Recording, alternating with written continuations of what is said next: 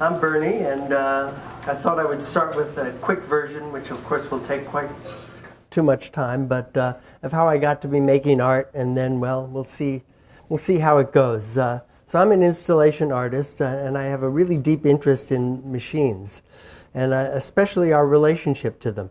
You know, as a teenager, I was inspired to save us from the Sputnik menace.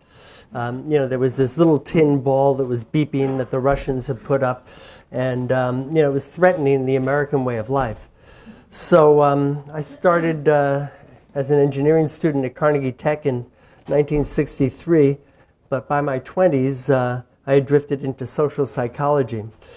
And then during the student unrest in the 60s, I became totally disenchanted with any kind of academic career. And by 1970, I discovered art, and I was seduced by the potential for making art. This was a piece I did as a grad student in psych in 1969. At that moment, for some reason that still defies imagination, I had this image of myself as this totally rational, clear thinking person, and above, this was before Spock from Star Trek, but it was kind of that image, really.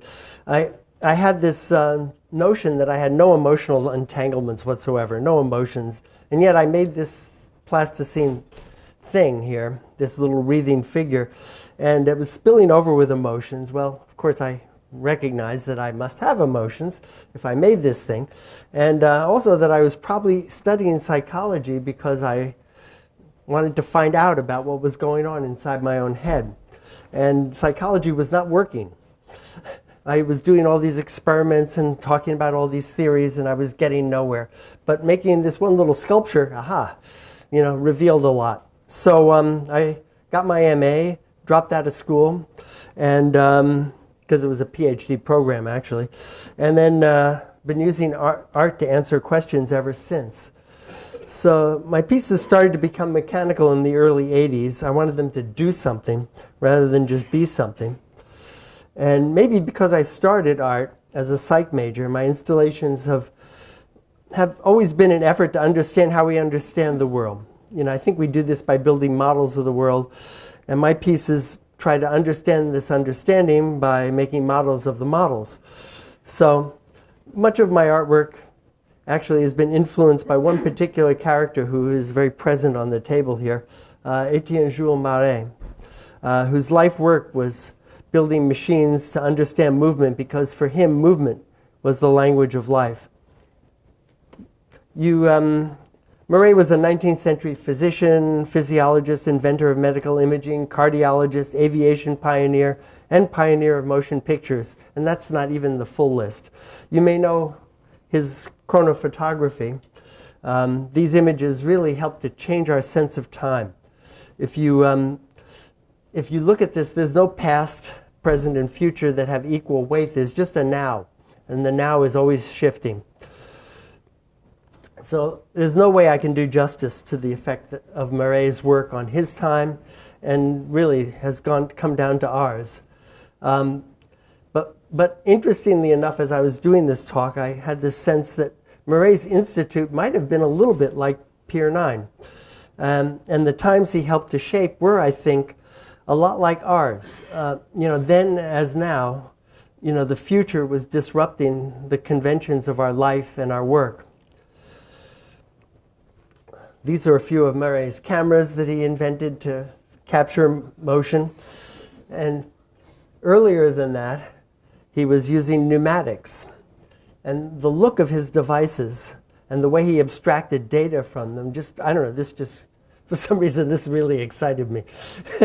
And, especially the bird that he's got, the scaffold to allow the bird to fly freely and yet have all these pneumatic sensors hooked up to the way the bird was flying. About 130 years ago, Marais was involved in motion capture, and which is everywhere now.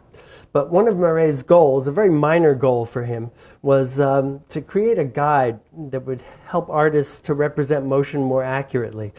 He was trying to avoid stiff, posed-looking art like this David painting. But what he got was Duchamp's nude descending a staircase, which really transformed the subject matter of art more than I think it did the techniques.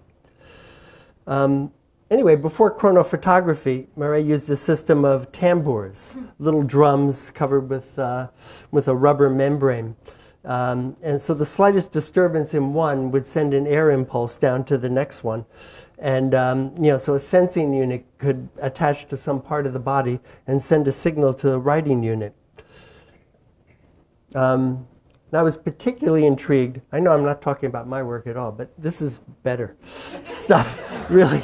I was particularly intrigued by his cardiac studies, So unlike the Ludwig's invasive pulse meter on the left, where he's cut open a live dog's carotid artery and stuck some mercury-filled tube, a bulb down the dog's artery just to measure the pulse, Marais' pulse meter actually became a sensation when one of Napoleon III's couriers died the night after Marais diagnosed him with having an erratic heartbeat. So I first discovered Marais' work when I saw this device, which is a simple little device to measure what your lips are doing during speech. So you would put your lips on these two little curved things here, and you would be speaking, and the tube would be measuring pressure, and the motions would be transmitted to a tambour. And as luck would have it, about a year after I discovered that device, my doctor discovered I had an aortic aneurysm, and I needed to have surgery. And the diagnosis was made with an echocardiogram, which is a still here from that. And really, this is the descendant of Marais' medical imaging apparatus. So when I recovered from surgery, I felt this compulsion, of course, to make some kind of heart piece a la Marais. I started with his simulations. And a friend once suggested that all art is a self-portrait, and this became kind of a personal one for me. I call my simulation the ideology of innocence, because of the mixture of sophistication and wonder that seemed to embody Marais' work. And here it is in video. Let's see how this works. Maybe we need more volume? Thanks. So you're cranking this apparatus. Marais' original apparatus was much smaller, but I can't work that small. But since I have this rotating flywheel, I added a pulley, and I got this belt with this really long loose end that's exactly the right length. Any longer and it would get caught in the apparatus. So I wanted to have that tension, that you would be worried about this thing about to tear itself to shreds. And what it's driving though is this heartbeat mechanism, which if you stick your head in you'll hear the heartbeat.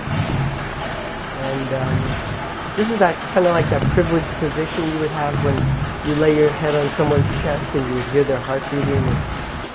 And you might also hear their stomach gurgling.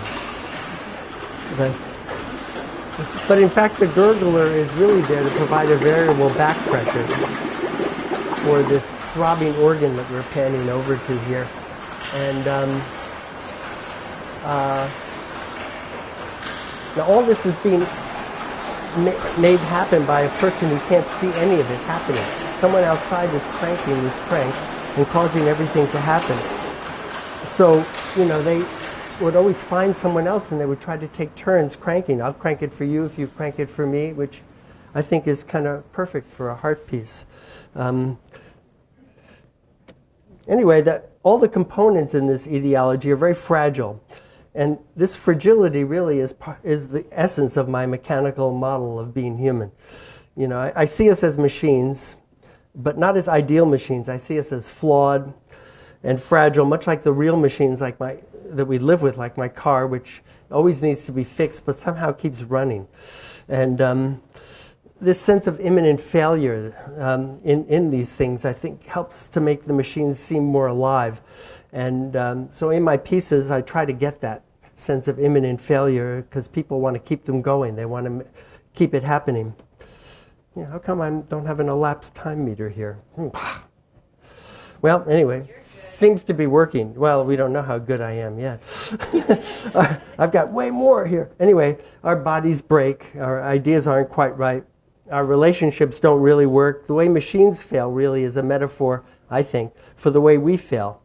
And so my artworks never evolve following plans. They evolve as adjustments to broken expectations and things going wrong.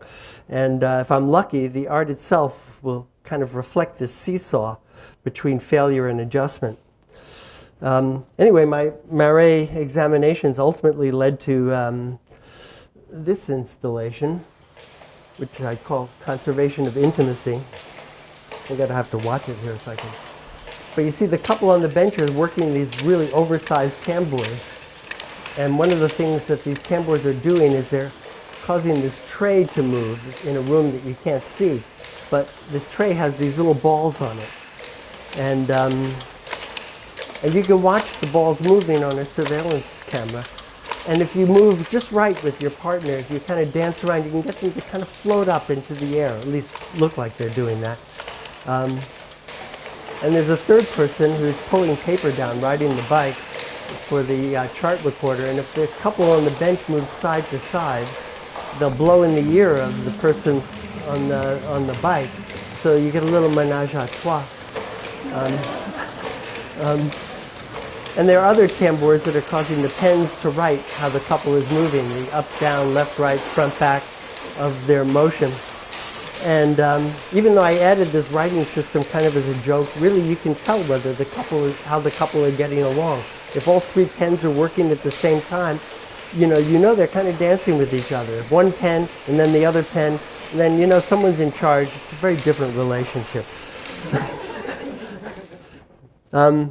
So to fully appreciate the conservation of intimacy, and really most of my art, you need to get physically involved. It's a question of participation rather than witnessing. One person can get this piece to work, but it's easier and more fun with two. And that things are better with two people is one of the points of the piece. But back to the title, which I'd never even mentioned, the conservation of intimacy. Well, Marais actually was working very heavily with the idea of conservation of energy and trying to understand the conservation of energy in terms of the dynamics and the economics of movement. So my piece jokingly extends this idea to afford an understanding of intimacy. The title is suggesting that if there are laws for the human universe, intimacy has got to be fundamental. Like energy in the physical universe, it can be reconfigured but never created or destroyed. It has to be conserved. So I think in the last 100 years, since Marais' time more or less, we have shifted from the productive body to the productive mind. And it isn't physical energy that's the field of manipulation now. I think the new economics somehow centers around desire, and hence the intimacy. Anyway, I make all these large pieces in a small shop. This is a couple of views of my shop when I was working on a piece called The Theory of Entanglement. And so I make these modules that I hope I can assemble when I actually get to the site where they're going to be shown. I had already moved the knitting machine, which was part of this theory of entanglement, up to my living room for testing and assembly. And I sometimes will also work out on the street in front of my house because, and there are lots of interesting stories surrounding that. This, by the way, is the theory of entanglement, or at least one view of it in Liverpool. So just before my residency at Autodesk, I made a small airship at Southern Exposure Gallery here. And my air proposal to Autodesk was to expand on this idea by making some air logic controls for the piece. But in my interview with Noah and Vanessa, they seem much more interested in this flow chart I happen to bring along about how to ask your boss basically for a raise. And so our conversation, and in fact they seem to be mostly interested in my talk, am I doing something here that was about being here in this place rather than any of the ideas that I came in thinking I was going to work on. And here I am, so I'm thinking, okay, well, we've thinking about the new machines we work with so much, really, computers, and how dependent we are on them, and how the software might be influencing not only how we make things, but also what we make. So I'm a fundamentally low-tech maker, wondering about our role and the computer's role in the future of making things. And since this is the home of high-tech digital fabrication, my first thought was, of course, to make a low-tech mechanical computer. And I kind of explored this a bit in 1992. I had a piece called The Archaeology of Intention, which unearthed a Stone Age digital computer on the site of the old Arts Commission gallery. The title says it all, because I never know what I'm working on until I'm done. The title, the drawings, the plans, everything happens afterwards. I always have a good rationalization for what I did, but I never have a plan for what I'm doing. So anyway, these are just some views of that piece. And I wanted to do an interior version of this piece, but in the intervening 25 years, that kind of slipped away from me. So I thought I would, I thought I'd start to rethink this. This is an early prototype, and this and some other things like this are on the table in front. This is a more successful AND logic gate. I like the linkage, but I really wanted strings and pulleys so the components could hook up over long distances. And so this is a collage, more or less random selection of images of some of my working here. But it's interesting because this system of not planning anything, but having some skills as a traditional woodworker has some conflicting results, really. On the one hand, I can move really quickly. When I have an inspiration, it's easy for me to kind of manifest it. And I can change direction really quickly and make corrections as I work. On the other hand, I'm surprised and dismayed when things turn out to be so much more complicated than I had ever imagined they were going to be. Anyway, so here's some of the complications. So eventually I have my logic gates. I'm ready for a distributed computing network, kind of a joke about moving all the logic gates in different parts of the building. But to test them, I needed a wall to mount them on. And this is where things got interesting, because it turns out I couldn't put any holes in any walls here. So my overall idea of the distributed computing network, well, that's not going to happen. And even to just test my components, I'm going to have to make a wall. And it needs to be not too big, and it needs to be mobile because it'll be in the way wherever it is for the next thing that's happening in that room. So I started working on the wall, and it looked a lot like an old school blackboard. So I went for the blackboard, the chalk trays, an eraser. And then I got to write out my lesson. I will not put a hole in a wall on the blackboard. And the lesson morphed by the end of the blackboard thing here. But my blackboard was now so nice that I didn't want to put any holes into it either. So I shifted gears and started working on this questionnaire that Vanessa was mentioning, about our relationship to machines. So Google Forms is itself a kind of a machine, really. And by automating and digitizing the process of asking people questions, it also restricts possibilities, which I'll get to. But it does seem like a convenient way to ask people how they feel about the machines that they work with.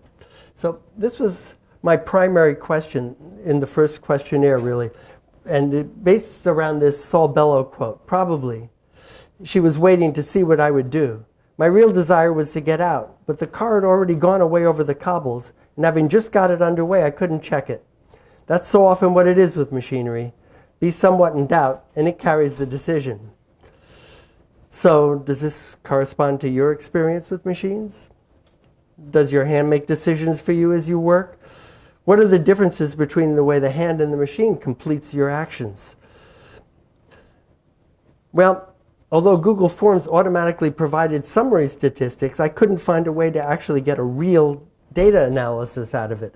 So I wound up doing sorts, which it will do, and then printing the data, and then manually counting out the responses in each group.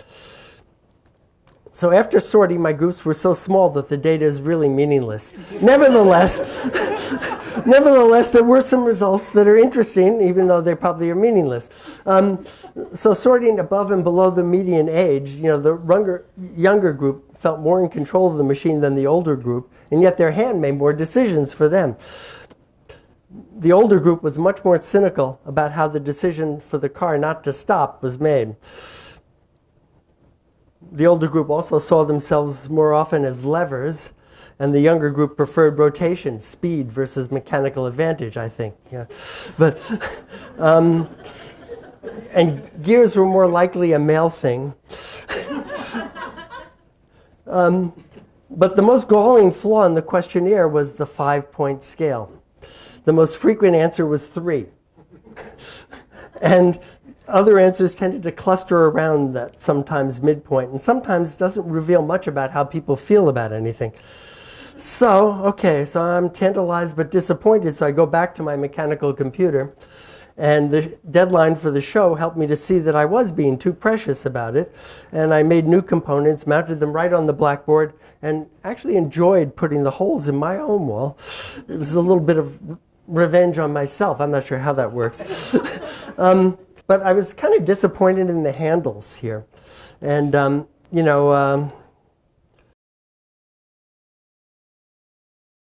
this is a little mechanical digital computer. It's got 2 AND gates, one AND here, another there. An AND gate needs 2 inputs to get an output. The outputs occur here at the OR. Now this AND gate has 1 input already working. So if I pull this handle, if you look at the OR, you'll see it gets an output. This AND gate has neither of the inputs primed, so if I pull this, you don't get much happening at the OR. However, if I pull the inverter, which is the nut right here, if you watch this block, this input block, and that input block, watch them switch. So now this AND gate is primed, and that one isn't. So when I pull this handle, I get an output. But if I come over here and pull this handle, I don't. This is your basic digital computer. It's a little sticky. Hold on. And let's watch this guy slowly come up. So, a little sticky. Anyway, I gave myself an incomplete for this. That's why the title is an incomplete, because I wasn't happy with those input devices having these handles, these colored handles. So I thought, wouldn't it be cool to use one of these fabulously comfy stools that we have here as a way to input information into the computer. And so I made this stool that, this is the final. I've got another one right here with the top on it. And it was a very cool mechanism, but incredibly unstable. And the shop staff had a really good time with it. They were thrilled. This was something they could play with ad infinitum. But I was really depressed because it was just not going to be controllable. So as I'm leaving the wood shop, I'm talking to Andrew, one of the other artists, by the water jet, I told him that my stool was too unpredictable. You couldn't control it because it has no midpoint. And as I said those words, it struck me that the stool was the answer to my questionnaire problem, even though it was a complete failure for the computer. So this is a little collage of my traditionally making gears and various things that were necessary to activate this guy. And so I asked people to sit on the stool, lean right if they thought they were in control, and left if they thought the machine was. And with this particular stool, which you're welcome to try out at your own risk later, only the extremes provide stability, and then you fall off. So it seems like there's a political metaphor in this too, that this is the times we live in. Unintentional, but anyway, here's the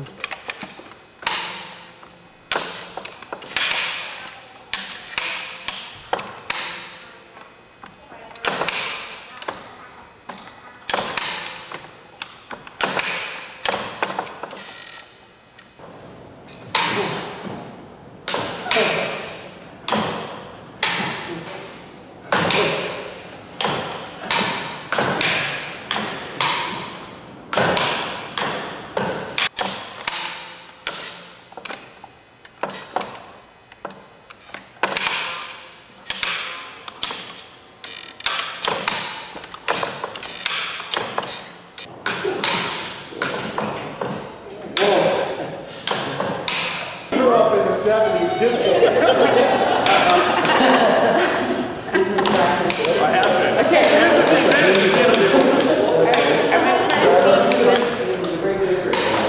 Thought I had it. It's really hard. That is.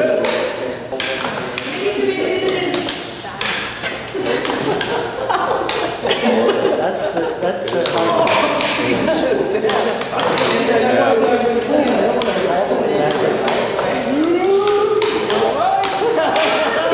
think about you want to lean left or right? I'm just on the back.